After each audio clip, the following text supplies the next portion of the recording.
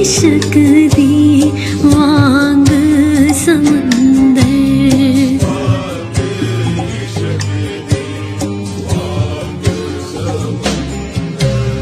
यार जो के भेस वटा के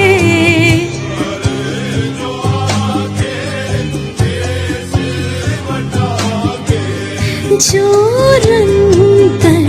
देनु फायदा के जाने जा उड़ी जा उड़ी जा